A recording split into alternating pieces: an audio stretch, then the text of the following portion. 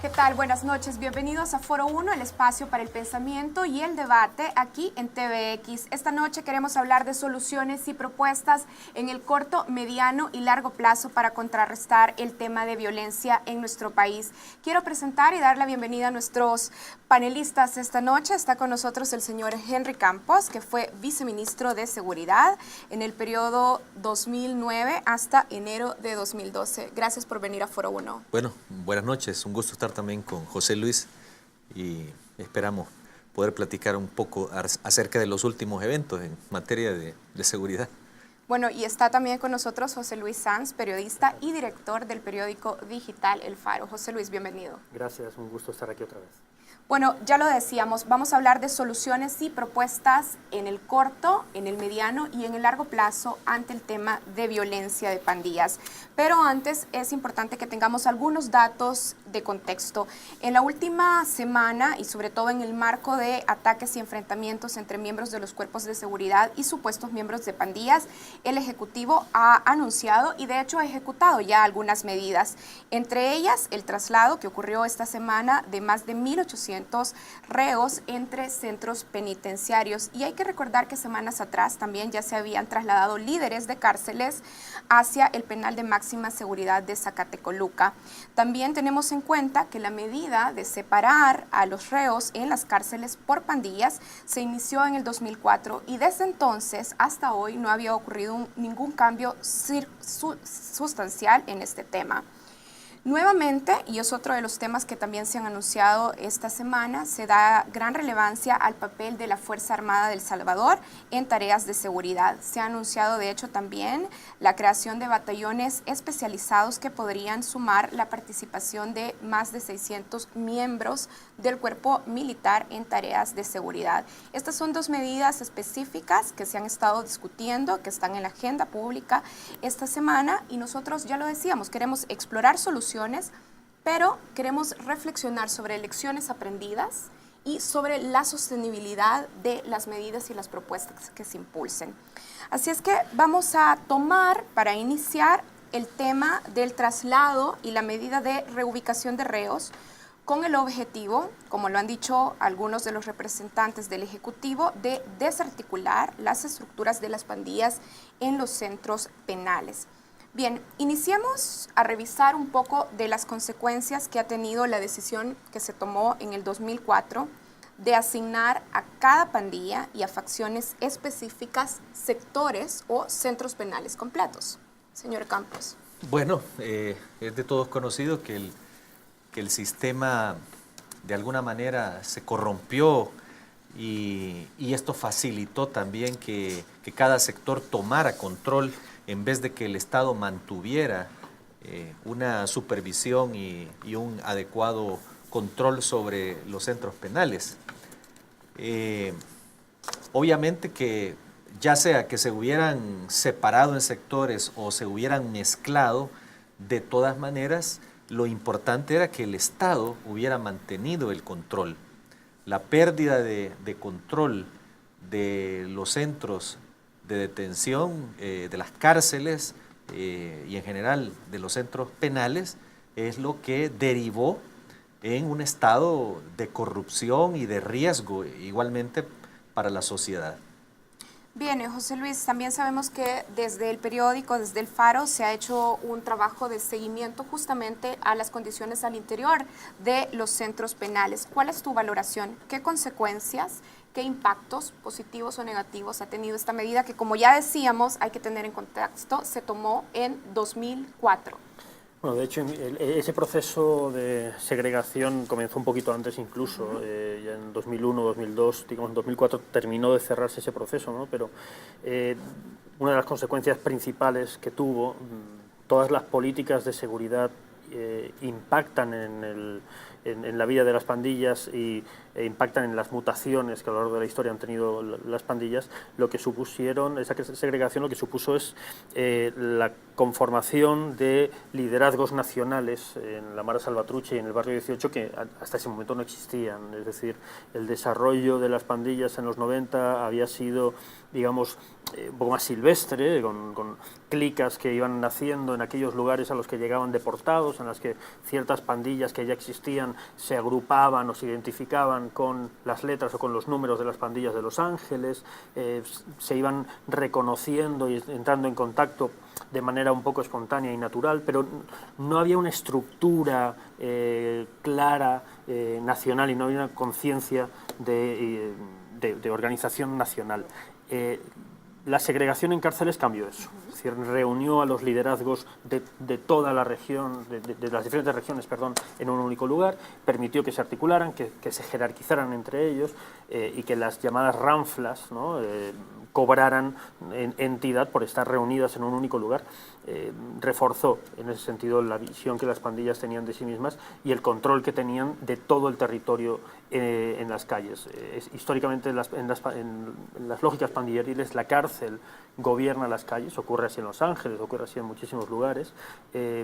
Reunir a los líderes en una sola cárcel permitió que tuvieran mucho más control de lo que se hacía en las calles. Bien, entonces tratando de hacer un resumen de cómo ustedes valoran esta medida de segregar las cárceles, como lo ha dicho José Luis, el Estado perdió el control sobre los centros penales y las cárceles gobiernan las calles y estas medidas permitieron que se articularan estructuras nacionales para las pandillas. En realidad, solo por puntualizar, en realidad el Estado ya no tenía control de los centros penales, solo que hasta ese momento las dinámicas internas de los centros penales mantenían que, no digo que fuera positivo, porque en realidad estamos hablando de unos años 90 muy sangrientos en las cárceles. Todavía en 2004, efectivamente, el último traslado se da después de la masacre de Mariona, la famosa masacre con 32 víctimas reconocidas, pero lo que sucedía es que había grupos en constante pugna por el control interno de las cárceles y eso no permitía que ninguno se terminara de crecer y asentarse. Pero el Estado ya hacía mucho tiempo que no tenía control de las cárceles. Yo creo que ahí en esa parte realmente el Estado tenía un relativo control.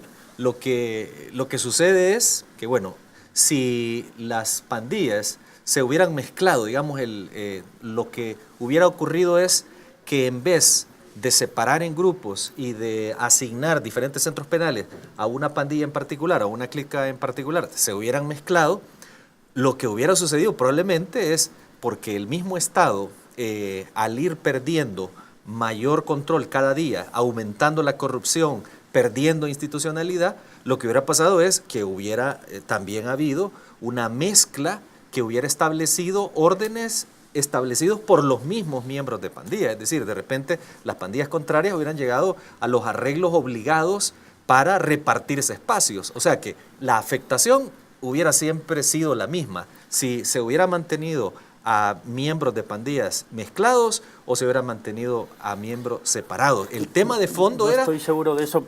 El tema de fondo era el control. Sí, y el control de la cárcel es lo que determina si hay o no corrupción dentro de la cárcel. Si la corrupción hubiera de alguna manera sido controlada, entonces también igualmente eso no hubiera permitido el desarrollo de las estructuras de pandillas, que de todas maneras siguen siendo caóticas, pero por lo menos algún liderazgo se manifestó precisamente porque se permitió la estabilización de sus condiciones de existencia.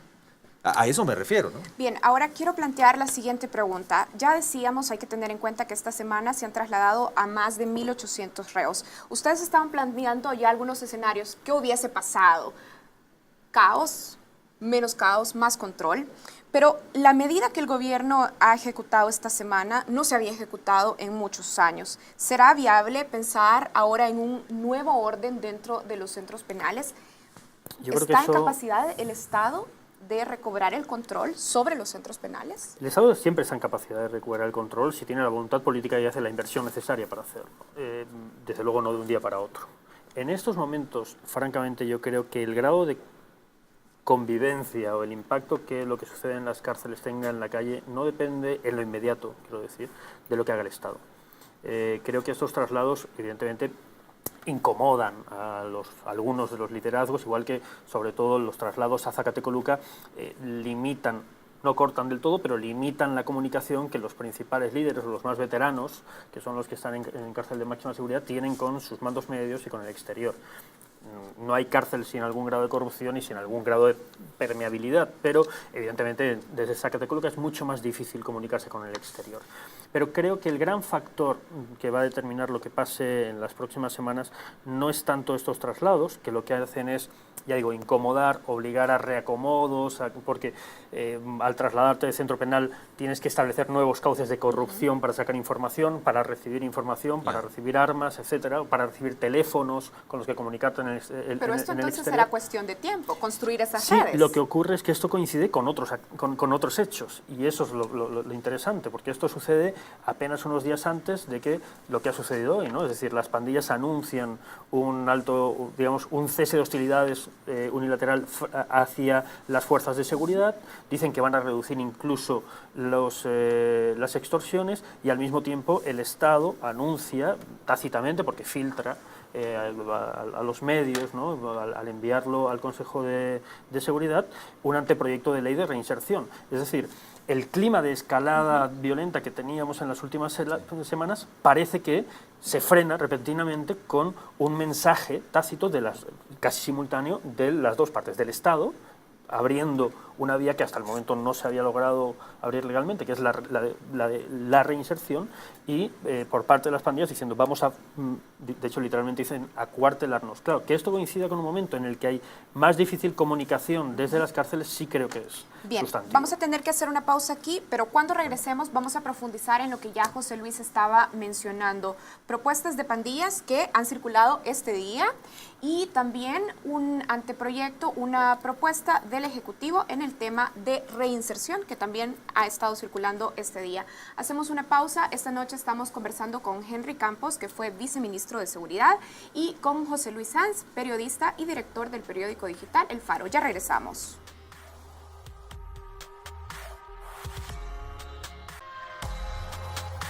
Estamos de regreso en Foro 1. Esta noche estamos hablando de soluciones y propuestas en el corto, mediano y largo plazo para contrarrestar el tema de violencia. Antes de irnos a la pausa, sobre la mesa teníamos ya otro punto, y es que ha estado circulando un comunicado de los voceros nacionales de pandillas, donde algunos de los puntos mencionan compromisos específicos. Uno de esos compromisos es, por ejemplo, cesar todo tipo de ataques contra miembros de los cuerpos de seguridad. Ahora, ¿cómo valora este comunicado, esta propuesta, estos compromisos? ¿Podemos confiar en la voluntad de los miembros de las pandillas? ¿Tienen capacidad sus liderazgos para hacer cumplir estas propuestas y estos compromisos específicos? Bueno, quizás lo primero que ya de alguna manera se podía visualizar que todos los caminos apuntaban a que era una forma de seguir el manual de negociación política. Digamos que en el sentido de que las pandillas se encontraban en una posición de segundo nivel frente al Estado y han venido realizando una campaña tanto psicológica como una campaña de acción en el terreno para buscar alcanzar una posición equivalente a las instituciones de gobierno, de tal manera que eso les permita por lo menos obligar al gobierno, al Estado en general, a sentarse y a buscar una solución al enfrentamiento que se ha venido dando con estos grupos delictivos. Ahora, el problema del Estado es que el Estado no tiene capacidad legal para poder negociar, no tiene facultades ningún miembro de la institucionalidad para poder sentarse a la mesa con un grupo delictivo. Únicamente de forma excepcional lo puede hacer el fiscal general en casos concretos, pero no hay un soporte legal para esto. Entonces todo esto está caminando como desde la política, desde los hechos, pero al margen del Estado de Derecho. Lo que pasa es que ahí es donde cobra una relevancia extraordinaria ese anteproyecto de ley. Porque efectivamente yo recuerdo que además lo hablamos en algún momento hace 1 o 2 años, el proceso de tregua, uno de sus gravísimos problemas en términos de sostenibilidad, más allá de que la población estuviera a favor o en contra de un diálogo con las pandillas, en términos de sostenibilidad, uno de sus problemas es que no tenías ningún asidero legal. Es decir, efectivamente todo eran incumplimientos unos más flagrantes y otros más sutiles, pero de la ley. Porque nunca se quiso abrir un cauce legal para la desmovilización. No, pero de entiendo pandilleros. que el anteproyecto no tiene tampoco ninguna regla relacionada con la negociación. A ver, en No, ese punto es importante no, que pero ubiquemos abre una a quienes nos están viendo. Estamos hablando de un anteproyecto específico en el tema de reinserción. Sí, efectivamente, como decía antes, el Hato Asgun ha hecho llegar al Consejo de Seguridad hoy un anteproyecto de ley de reinserción de pandilleros. Ese anteproyecto sí abre un cauce que si se aprueba ese anteproyecto de ley, lógicamente, que no existía, y es que en conversación directa con autoridades, un individuo, no las pandillas, un individuo, un pandillero, pueda expresar su voluntad de salir y se acoja a ciertas medidas de protección similares a las de la protección de testigo y a ciertos programas de apoyo y de reinserción. Sí. Ese cauce no existía, estoy totalmente de acuerdo, y eso limitaba muchísimo el alcance de la tregua, para empezar. Sí, digamos, si esta ley de reinserción, ¿verdad?, que pueda hacer que sea un reciclaje de la ley que el anteproyecto que habíamos preparado en el año 2010, que era la ley de retiro y rehabilitación. Que había, porque en realidad eso Porque era, participó llevaba tu directamente en la sello y lo formulación. engavetaron. El gobierno entonces, de Mauricio Funes no tuvo el valor político, el coraje de poner eso finalmente sobre la mesa. La idea era, por un lado, con la ley de proscripción de pandillas, digamos, establecer toda la apertura necesaria para poder combatir directamente a aquellos que no quieren cambiar, que no quieren transformarse. Es esa estructura, digamos, más peligrosa. Y la ley de rehabilitación es como ofrecer una salida, una oportunidad a esos grupos. Pero obviamente lo que se planteaba en aquel momento era que siempre el control lo iba a tener la Fiscalía para negociar y luego pasaba a tribunales. Pero ya el tema, digamos, de intervención del gobierno, ahí están las dificultades legales y las dificultades constitucionales, digamos, porque el tema es que siempre algunas cosas se han tratado de llevar a la práctica al margen de la legalidad. Entonces deberíamos de partir primero, tomar una decisión política con respecto a si el Estado debe o no negociar con estos grupos. Primero, es una decisión política. Y segundo, si esa decisión política, digamos que encuentra respaldo institucional de todos los sectores, segundo, habría que preparar un también esquema legal que permita actuar con libertad y con condiciones adecuadas. Sí, Jaime, lo que pasa es que tú hablas casi desde cero, ¿no? Desde un motor que esté detenido, y en realidad esto es algo que está sucediendo con el motor en marcha, ¿no? Y con la máquina del tren en marcha. Es decir, hasta donde yo he podido ver, ese anteproyecto de ley establece, por un lado, la derogación de la ley de proscripción, con lo cual en sí mismo ser pandillero deja de ser un delito, a no ser que te prueben otro. Claro. Explícitamente habla de pandilleros que no tengan cuentas pendientes con la ley, con lo cual evidentemente los convierte simplemente en ciudadanos con una característica específica, pero que no tienen por qué pasar por la Fiscalía, porque son ciudadanos comunes y corrientes si eso se aprueba, y que lo que expresan es que quieren cambiar la vida, cambiar de vida y dejar la actividad de las pandillas. Bien, ¿hay un tema específico? En ese sentido sería la primera vez que se construye un cauce con todas las... Digamos, pero sigue habiendo un problema también ahí legal, porque desaparece la ley de proscripción, pero tenemos figuras penales de asociación ilícita. Claro, pero tú tendrías que probar que la persona que se acoge, y por presunción de inocencia, si yo me quiero acoger a los beneficios para dejar la pandilla, alguien tendría que venir a probar que yo he formado parte, solo por el hecho de ser pandillero, de una organización ilícita, que es lo que establece la ley de proscripción, pero que el resto de... La diferencia es que la ley de proscripción ya no requiere prueba de que la determinada pandilla o mara es ilícita. Claro. Ya la ley lo establece. La tipificación, digamos, en el Código Penal mantiene esa idea de que toda persona que pertenece a una asociación ilícita comete delito, pero exige que se pruebe que esa asociación es ilícita. Con lo cual, por presunción de inocencia, esa persona podría acogerse a esos beneficios. En ambos casos, es decir, tanto si existiera ley de proscripción como la otra, podría también, si se demuestra que, por ejemplo, esta persona se respalda mediante la aplicación de una ley de rehabilitación o de reinserción. Entonces, aunque exista la ley de proscripción, aunque exista el Código Penal, de todas maneras, si existe una ley de rehabilitación, es una excepción a la aplicación Bien. de la norma. Los tengo que interrumpir. Hemos estado hablando de una medida específica que estaría contemplada dentro de este anteproyecto de reinserción y rehabilitación. La medida específica que se estaba discutiendo es la derogación de la ley de proscripción de pandillas. Pero si podemos profundizar también en algunas herramientas particulares a través de las cuales los procesos de rehabilitación o reinserción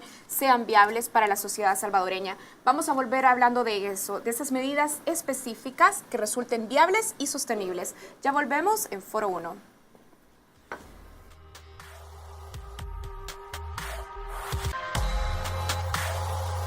Estamos de regreso en Foro 1, tenemos interacción a través de redes sociales y para nosotros es muy importante también compartirlas con nuestros invitados y con la audiencia. La pregunta que tenemos abierta en redes sociales es: ¿qué debería hacer el Estado para contrarrestar la violencia? ¿Qué propuestas deben surgir desde la sociedad?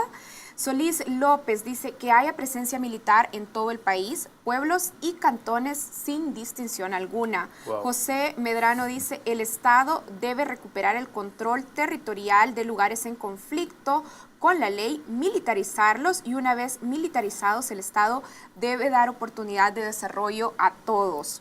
También tenemos propuestas específicas para frenar la violencia de pandillas. Gustavo Rojas López dice: prestar atención al pobre y exigir al rico, que desde ahí viene este problema estructural. La cuenta @Gabri_ed dice: programas de estudios a comunidades con más violencia y hay jóvenes que todavía pueden salir de ese esquema. Y la cuenta también @Abarcarevo dice: educación y empleo. Bueno, antes de irnos a la pausa, estábamos hablando precisamente de un anteproyecto que vendría del Ejecutivo en el tema de reinserción.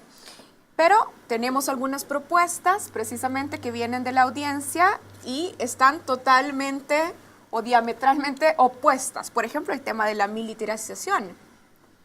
Yo les preguntaba antes de que nos fuéramos a las pausas, ¿qué herramientas específicas, más allá de la derogación de la ley de proscripción de pandillas, que deberían entrar en juego en este tema de rehabilitación y reinserción? ¿Es realmente posible? ¿Es realmente viable? No, yo creo que sí, es una situación que puede ser una oportunidad para poder, de alguna manera, reducir los esfuerzos del Estado, específicamente aquellos sectores más violentos y que no quieren transformarse y que no quieren cambiar.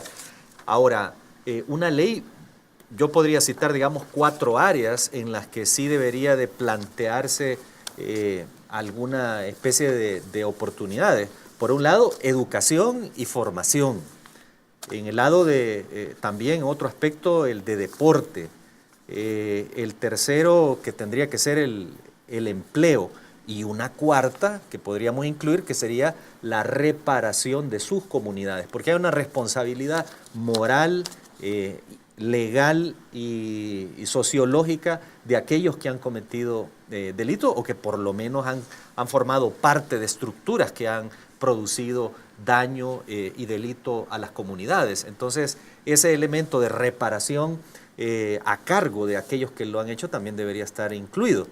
Y ahora, sobre los comentarios de militarización, sí, creo yo que nuevamente caemos en una desesperación al creer que llevar más militares a la calle, que no nos olvidemos que, por ejemplo, los miembros de Fuerza Armada, muchos de sus soldados no pasan por controles específicos y hay una susceptibilidad del ingreso de miembros de diferentes grupos delictivos. Es más fácil que entre un delincuente al ejército que entre a la policía. No digo que no entren a la policía, pero poniendo las dos situaciones, la participación del ejército, la participación de policía, la policía ya tiene mayores controles y además mejor preparación para la socialización y la vida en comunidad. Es que además el ejército por naturaleza está preparado para eliminar al enemigo, ¿no?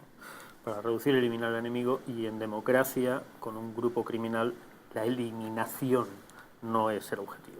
Es decir, el sometimiento a un sistema de justicia y en última instancia, sobre todo porque estamos hablando en muchos casos de pandilleros muy jóvenes, la reinserción, por mucho que parezca difícil, todo parece difícil, sobre todo cuando no se ha intentado nunca, y en El Salvador no lo hemos intentado nunca.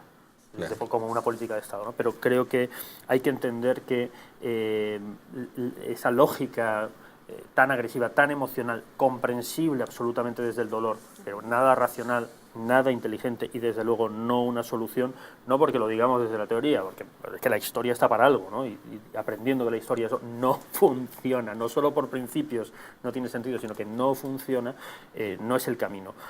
Una lógica efectivamente en la que pase por educación y empleo, sin duda. Una de las tragedias del país es que pertenecer a una pandilla, por doloroso que sea decirlo, tiene sentido para muchos jóvenes. Y hay que acabar con eso, hay que hacer que tenga sentido permanecer, tenga mucho más sentido permanecer, no solo en el país y no migrar, sino además no incorporarse a una pandilla. Más cerca de la comunidad. Que tenga sentido salir de la pandilla, que ahora mismo tampoco tiene demasiado sentido porque las oportunidades nunca han estado ahí. Y yo creo que en lo que decía Henry, añadiría simplemente un punto, y es la inversión en cárceles. Las cárceles son esenciales, sobre todo en dinámicas como la pandilleril, son esenciales para determinar la manera en la que los miembros de las pandillas se ven a sí mismos, ven sus oportunidades y ven su futuro. Cambiar las cárceles cambia las calles, porque las cárceles inciden en las calles. Y creo que es un deber republicano, un deber democrático, ¿no? Un deber de principios de derechos humanos, mejorar nuestras cárceles, pero es que además como estrategia, como política de reducción de violencia, creo que generar mejores espacios. O sea, tenemos unas cárceles, seguimos teniendo cárceles medievales y espacios de educación y de inserción en las cárceles cambiaría radicalmente. Bien, las volvemos al tema de centros penales y de la necesidad de una reforma integral en centros penales. Ahora, ¿cuáles son los elementos que debe contener entonces una reforma de este tipo? Para los centros penales. Para centros penales. Bueno, por un lado hay que de alguna manera mejorar las condiciones de infraestructura que permitan la rehabilitación. Esto pasa por crear talleres, granjas, bibliotecas, sistemas de cómputo, en fin, todo aquello que sirva para demostrar a quienes han infringido la ley que hay oportunidades de transformarse, de formarse y de aprovechar esa formación y esa educación también para acompañar a las comunidades y para cambiar su país. Por el otro lado, el hacinamiento también es un tema esencial y principal. Y cuando oía a José Luis también se me venía a la mente el tema de que a veces hacemos gastos que no son focalizados. Es decir, una de las prioridades del Estado, por ejemplo, ha sido siempre lo de las cárceles. Pero de repente se han hecho otros gastos que sí son importantes, digamos, ¿verdad? Pero no tanto como la transformación de las cárceles. En ese sentido, para combatir el hacinamiento también hay que crear más espacios y espacios de calidad para tener encerrada a la gente. Ahora, Henry, usted ha sido viceministro, ha estado también dentro del Gabinete de Seguridad. Si la prioridad son las cárceles, ¿por qué desde el Ejecutivo no se toman medidas concretas que impulsen precisamente la reforma y los cambios en centros penitenciarios? Porque la política relacionada con el reparto de los ingresos no le pertenece al área de seguridad. Es decir, el área de seguridad lo que hace es pedir. Y desde hace muchos años viene pidiendo... ¿Es un tema de presupuesto?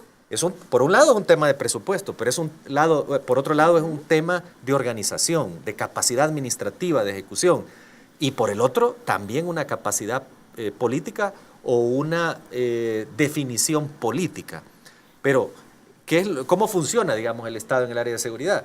Seguridad pide lo que quiere y desde hace años viene pidiendo más dinero, más recursos, más capacitación para que se puedan crear más cárceles y más espacios y mejores condiciones de las cárceles. Sin embargo, no se ha podido dar ese dinero. No por otro pasa. lado, y por otro lado, han habido problemas administrativos de diferentes gobiernos. O sea, gobiernos desde hace 10, 15 años que los proyectos finalmente algunos se perdieron, otros fueron fracasados por actos de corrupción de algunos intervinientes en esos procesos y no se logró concretar una serie de proyectos pendientes. Entonces, tenemos, digamos, una serie de limitaciones. Pero si hay una decisión política desde arriba, si hay la fuerza y el liderazgo necesario para avanzar en el tema de transformación de las cárceles, es algo que podemos cambiar en 3 años. Que debemos interpretar que no ha existido. Que es lo que no ha habido nunca, efectivamente. No ha habido nunca porque, y es comprensible, de nuevo, lo que pasa es que ante situaciones tan complejas como las del Salvador, las que vivimos en El Salvador, lo que hace falta es un liderazgo que va por encima de la media, ¿no? Y que asume riesgos políticos, que es lo que no ha sucedido hasta el momento, y por eso yo estoy especialmente sorprendido por lo que ha sucedido hoy. Es decir, me parece que es muy interesante cómo este gobierno en las últimas semanas se ha presentado como el más agresivo en la historia reciente del país, mucho más que los gobiernos de arena en combate. O sea, la mano dura no era nada comparado con los mensajes que ha enviado en las últimas semanas este Ejecutivo, en mi opinión, tal y como lo veo ahora, tratando de relegitimarse o sobre-relegitimarse frente a la población como un gobierno duro para poder soportar una propuesta como la que están lanzando ahora de reinserción, ¿no? Es decir, ya no es desde la debilidad. Tú hablabas de que eran los manuales de negociación política. Los manuales de negociación, pero hablabas de los pandilleros posicionándose. Yo creo que también el Ejecutivo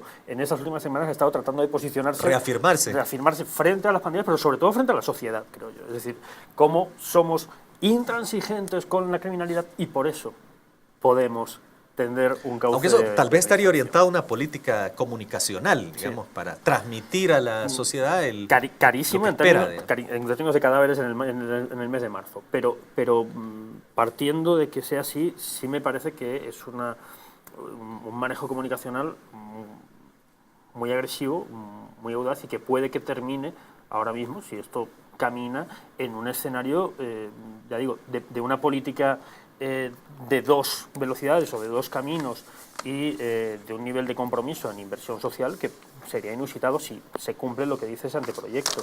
Y eso me parece, ya digo, muy interesante. Bien, vamos a tener que hacer una pausa. Esta noche en Foro 1 estamos hablando de propuestas y alternativas. Ya sobre la mesa hemos puesto grandes temas. En este último bloque hemos estado hablando de reforma de centros penales y ausencia de voluntad y liderazgo político en el tema. Hacemos una pausa, ya regresamos.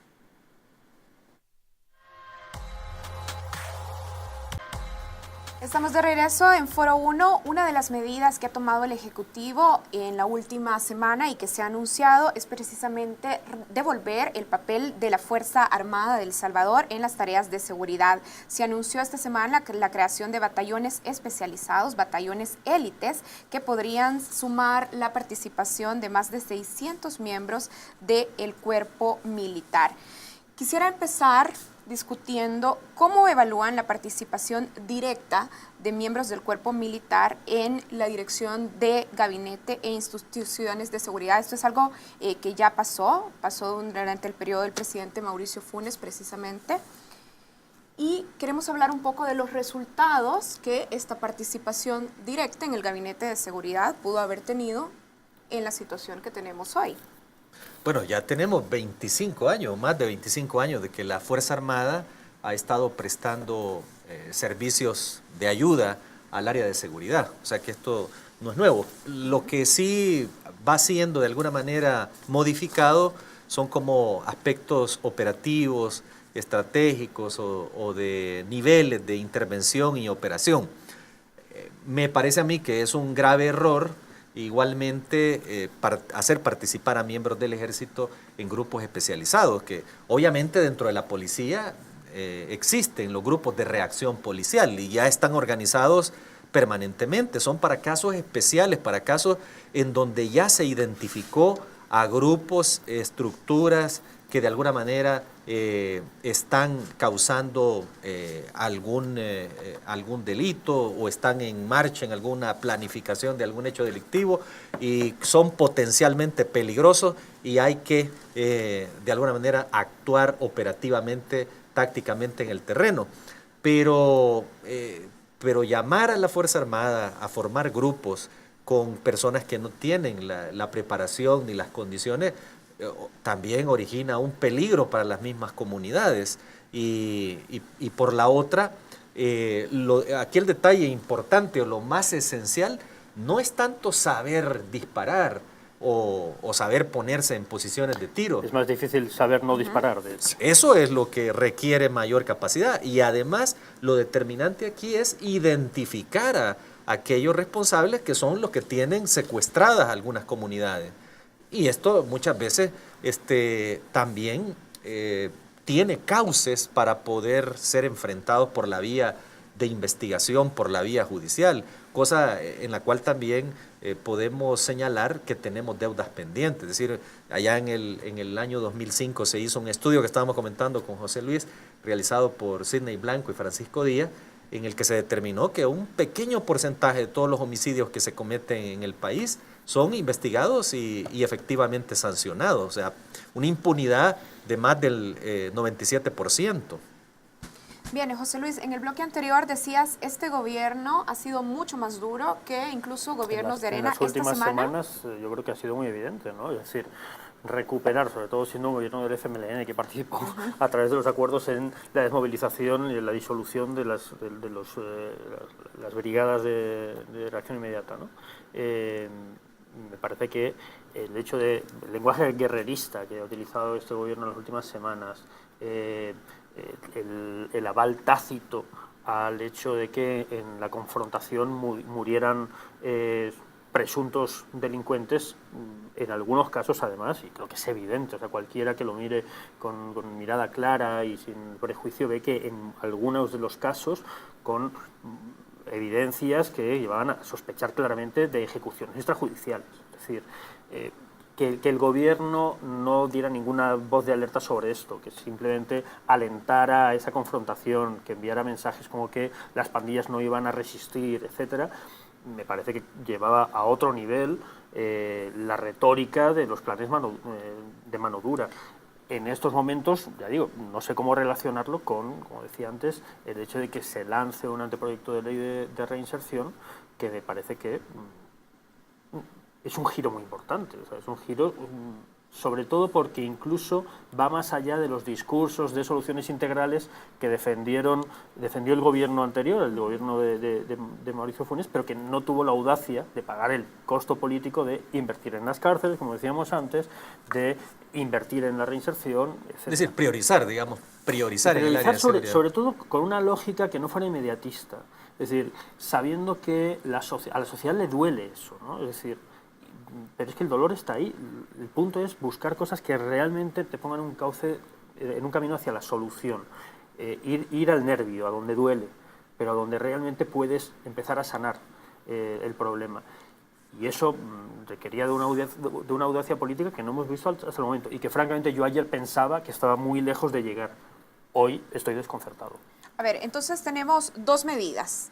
Por un lado, esta semana Hato Asbun, de hecho, habría utilizado la frase batallones de limpieza. Os dice que fue un lapsus. Yo creo que los lapsus a veces suceden cuando estás acostumbrado a utilizar cierto lenguaje en privado. Y luego, esta semana, y has estado hablando de la circulación también de un anteproyecto de ley que también vendría de Casa Presidencial en el tema de reinserción. ¿Cómo interpretamos esta combinación de medidas? Este anteproyecto de ley o esta, digamos, esta propuesta ya había sido anunciada mucho antes de que comenzaran, digamos, estas ofertas de diálogo, de negociación, de cese unilateral. Lo que sí es nuevo es el hecho de que ya esté preparado el documento, específicamente el mismo día en el que sale a la luz también este comunicado, ¿verdad? Que eso sería lo diferente. Bien, quisiera cuando regresemos, porque vamos a hacer una pausa ahora, que hablemos también de la experiencia de los municipios libres de violencia. Quisiera conocer sus valoraciones precisamente sobre este tipo de iniciativas directamente en el territorio. Hacemos una pausa, ustedes los invitamos a participar a través de redes sociales, @expresatvx, etiqueta Foro 1. Ya volvemos.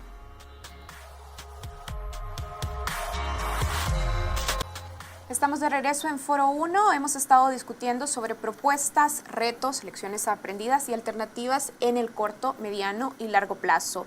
También quiero conocer la opinión de nuestros invitados en el tema de diálogos dentro de los territorios y de las experiencias concretas que algunos municipios han desarrollado precisamente para sostener procesos de reinserción dentro de los municipios. Bueno, yo creo que dentro del cúmulo de experiencias Ha sido una notable diferencia el involucramiento de las autoridades municipales y de otros sectores de la vida privada de la comunidad para transformar la situación de su municipio, porque han sido precisamente esas comunidades que se han involucrado en el cambio, en la transformación, en enfrentar de forma preventiva o en algunos casos de forma reactiva los problemas de seguridad, a aquellas comunidades que han mejorado su estatus, y hay muchísimos ejemplos en El Salvador. Aquellas comunidades donde la gente se ausenta de las calles, donde no hay valor para participar, donde no hay capacidad para interactuar con otros, donde no hay interés por cambiar, por avanzar hacia mejores niveles de comunidad, es donde la violencia permea y la seguridad se pierde. ¿Está agotada la posibilidad del diálogo en las comunidades, en los territorios? ¿Bajo qué condiciones sería posible pensar en estos espacios de diálogo y reinserción? Lo que ocurre es que o sea, el diálogo es una realidad. Otra cosa es el diálogo oficial y el diálogo, digamos, en representación del Estado, ¿no? Pero no nos equivoquemos. Con las pandillas, esta sociedad dialoga todos los días. Es decir, el extorsionado se ve forzado a dialogar. Quien tiene que atravesar territorios controlados por pandillas se ve forzado, sometido a un diálogo en el que evidentemente no tiene margen apenas, o en unos casos más, en otros menos, pero se ve forzado a dialogar. Quien trabaja en las zonas, quien entra a trabajar en las zonas controladas por pandillas se ve forzado a dialogar. Y los políticos, cuando hacen campaña, como sucedió hace nada, se ven forzados a pagar o a dialogar para tener autorización para entrar en los territorios. Con lo cual hay que desmitificar el diálogo. Es decir, el punto es exactamente para qué, en qué camino y desde la construcción de qué tipo de posiciones se da ese diálogo, ¿no? ¿Por qué? Porque creo que hasta el momento lo que nos ha faltado, de nuevo, ha sido un proyecto, ¿no? Es decir, hacia dónde queremos que camine la situación. Simplemente somos reactivos, nos sometemos, o tenemos un proyecto como sociedad. Hay algunas municipalidades en las que ha habido algunos intentos de establecer un diálogo callado o al margen de la ley, porque efectivamente, como decía Henry, no había un marco legal para hacerlo, pero para tratar de poder desarrollar políticas sociales, que de todos modos hay que desarrollarlas. El problema es que normalmente falta voluntad, pero es que además, una vez la tienes, cuando el territorio está controlado por la pandilla, no puedes desarrollarla como deberías. Entonces, con esa finalidad hay quienes han tomado algunos pasos más o menos públicos. Pero, ya digo, creo que si se clarifican cuáles son los límites en los que puede moverse un diálogo, con quiénes, por qué, para qué, y exactamente qué resultado van a tener las acciones posteriores. Es decir, lo decía el actual ministro de Seguridad. Otra cosa es que no lo haya vuelto a repetir, pero lo dijo on the record en una entrevista que nos dio al poquito de llegar al cargo. Dijo, yo estoy dispuesto a dialogar con las pandillas si es para ejecutar mis estrategias de seguridad. Que es una diferencia sustancial respecto al gobierno anterior, que dialogó como estrategia, pero no tenía ninguna otra estrategia, o por lo menos no se vio. Este dijo, si es para poder ejecutar mis estrategias, estoy dispuesto a dialogar. No lo han dicho luego públicamente, no sabemos... Bueno, te lo dijo off the record. No, me lo dijo on the record. ¿Ah, sí? On the record, eso está publicado, está grabado. Claro, lo que pasa es que yo creo que después alguien le debió tirar de las orejas porque el discurso cambió radicalmente. Ya no le diste seguimiento. No, claro, lo que pasa es que no me he vuelto a dar entrevista. Pero lo que quiero decir es que esa lógica no me parece, yo entiendo que no tiene el beneplácito de la población, pero desde el punto de vista técnico, desde el punto de vista político, desde el punto de vista de búsqueda de soluciones, y siempre y cuando no implique una renuncia del Estado al uso de la fuerza, a la persecución del delito, etcétera, es coherente. Ha sucedido en otras partes del mundo, ha sucedido en Estados Unidos, ha sucedido en Ecuador, ha sucedido en España, ha sucedido en muchísimos lugares. Bien, para ir cerrando, algunas reflexiones finales. Medidas de prevención aplicadas a los territorios, pero específicamente en las nuevas generaciones de niños y adolescentes que crecen en comunidades controladas por pandillas. ¿Vemos muestras de una estrategia coherente también que trabaje en este tema? Bueno, me consta que en la teoría, digamos, en los planes, existe una infinidad de propuestas y de hecho han ido mejorando cada vez sobre todo la intervención del Consejo Nacional de Seguridad Pública, ha aportado nuevas propuestas, nuevas soluciones, nuevas vías de entender y de planificar y de hacer cambios en el terreno. Pero lo que falta es ya la decisión permanente de ejecutar y de abordar el tema bajo una perspectiva de apoyos diversos, institucionales, políticos, de diverso origen y la intervención de comunidades de forma ordenada, planificada, toda esa parte donde probablemente están las deficiencias o las deudas que hay que cumplir. Lo cual, aunque tú lo digas muy bien y muy adornado, quiere decir que está en el papel pero no ha sucedido. Bueno, digamos, en parte algunas cosas han sucedido, muy poco a escala. Pero hay muchas cosas que están pendientes. Yo creo que en ese sentido no hemos estado a la altura, es decir, como sociedad, como conjunto, ¿no? No estuvimos a la altura atajando, reaccionando a tiempo y hasta el momento no hemos estado a la altura dando al problema el valor que le enunciamos. Es decir, decimos que la prevención es importante, pero yo creo que no hemos sido suficientemente agresivos, decimos que queremos solucionar, pero ante la dimensión del problema nunca terminamos de pasar de los planes piloto, ¿no? Entonces, en ese sentido, el hecho de que haya una política de Estado, aunque sea por etapas, ¿no?, pero con visión de largo plazo, con agresividad, y cuando hablo de agresividad me refiero en términos de inversión de presupuesto, en términos de asumir riesgos políticos, en términos de estrategia de comunicaciones para explicársela a la población. Esa audacia, esa decisión ha faltado hasta el momento, ¿no? Ojalá llegue en algún momento. Bien, bueno, una pregunta final. Para todos los que nos están viendo, es importante también que establezcamos algunos indicadores. Y quiero pedirles por eso a cada uno que compartan con nosotros algunos indicios o algunos indicadores, 3 específicos, que podrían servirnos a los ciudadanos para evaluar si la estrategia de seguridad que implementa el Ejecutivo está siendo sostenible.